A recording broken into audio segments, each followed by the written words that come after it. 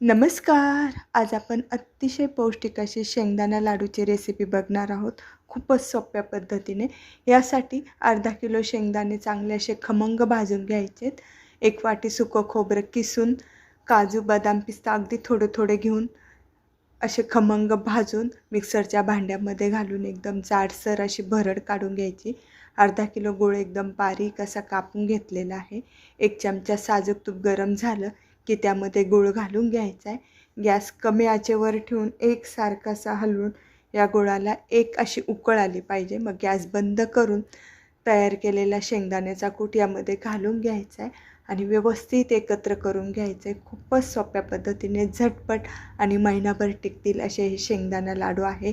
शिवाय पौष्टिक तर भरपूर असे. तर हे बघा 10 मिनटं झाल्यानंतर लगेचच असे लाडू वळवून घ्यायचे आहे आणि पटकन वळले जातात. छान असे लाडू तयार आहे.